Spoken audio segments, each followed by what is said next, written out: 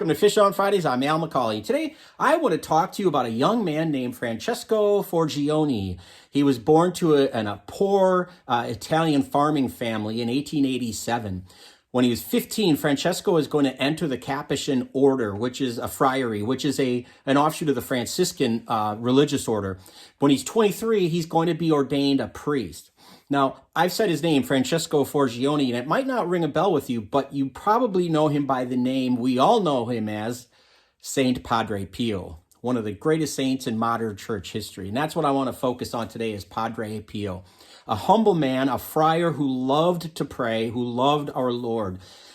Probably the best known thing about Padre Pio is the mystical experience of the stigmata that he received when he was 31 years old. This is in 1918.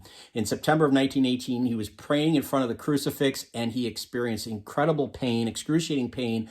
And when he kind of came to from it all, he realized that he had the wounds of Christ's crucifixion that were in his hands and in his feet and his body. And it was an amazing thing. And now we live in an age of technology. Imagine with social media today how that would blow up. But in the 20th century, technology was good enough that word spread very quickly.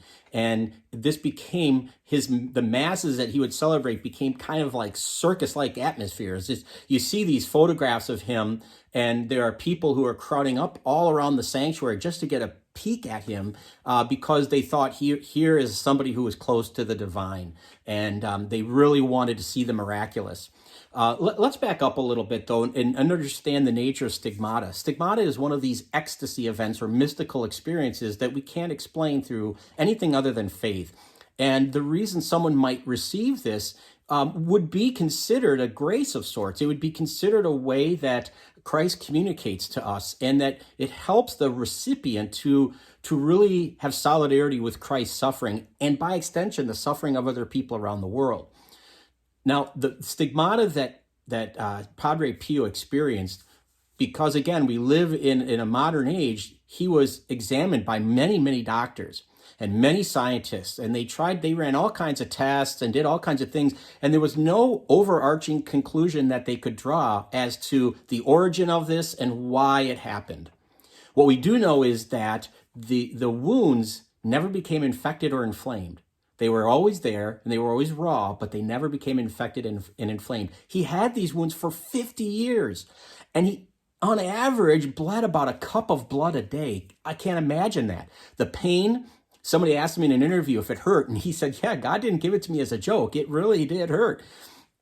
But he was an example, a living example of Christ to many people. And like I said, they crowded the masses. And so the order was really leery of him as well as the Vatican. And so they limited the amount of communication he could have with people. They limited the number of masses to maybe one a day. It had to be really early in the morning. It stopped nobody. There are pictures that we still have of buses, of tour buses that came to his monastery just to get a glimpse of this man. And it's really kind of, like I said, it's circus-like. It was really amazing. But again, I don't think it's just because they wanted to see the wounds. I think people really wanted to convene with the miraculous, to have some sense of God in their lives. And so that was really, I think, a lot of the impetus, a lot of the draw.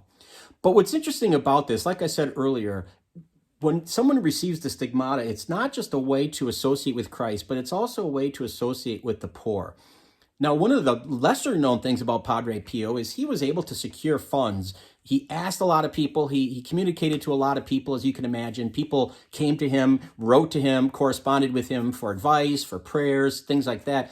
He was able to raise money to build a hospital that was just for the poor so that they could have a place to go regardless of whether they could afford the payment or not. It was a free hospital, and it's still standing today. And it's one of the great legacies of this man that is often overlooked. People today, if you ask somebody, tell me something about Padre Pio, they're going to say he received the stigmata. And I would suggest that the stigmata is not a circus show. It's something that inspires the person, the recipient, and others to be generous in their faith, to react in generosity and virtue toward others. And that's what Padre Pio did. He established this free hospital for the poor and for the sick. What a way to be remembered. What a wonderful legacy for this man. Padre Pio is going to live quite a ways. He's going to die in 1968, but again, he's going to correspond with people. It's said that he received over 1,000 letters a day from people who wanted, again, his prayers, his advice, his counsel. So a very generous man with his time, and a very brilliant man in terms of recognizing what society is going through in the modern age. And, if you had to boil it down to 2 words, I would say humility and prayer. That he was a man of great humility. When people would ask him, wow, about your stigmata, he said, all I am is a humble friar that prays. That's all I want to be. That's all I want to do. A humble friar that prays. He didn't make a ton of money off of this. He didn't go around the world, tour the world and give speeches and TED Talks and whatnot. He was very humble, and he stayed true to that. But the second thing is prayer. He prayed the rosary, pardon the pun, religiously. He loved the rosary. In fact, he called it his weapon. And he said a lot of the ills in society are because people don't pray. If people prayed, we wouldn't be falling apart. So those 2 things are the real takeaways from this man: great humility, and a man who was really drawn to prayer as a way to bring comfort and solace and peace into our own times. And that's why he is so loved, I believe. In fact, when he passed away and he is canonized as a saint in the year 2002, Pope John Paul II is going to canonize him. Well over 200,000 people crammed into St. Peter's Square to be part of that mass because, again, they just thought so much of this man. They revered him so greatly. Padre Pio, a wonderful example in our own times. If we need a saint for our current time, boy, he's it, because humility, our problems in society could be solved really easily if we all decided to take a greater dose of humility, and if we would pray to God for guidance and pray to God for help. Those 2 things are going to be what saves us. And I think Padre Pio is very, very prophetic in that regard. Wonderful man. Thanks for watching. I hope you have found this helpful. I hope you've enjoyed this. If you'd like to share this content, please feel free to do so. We'd love it if you would follow us on Facebook and subscribe to our YouTube channel. But either way, thank you for tuning in every Friday for Fish on Fridays. Until next time, please be good to each other, and God bless.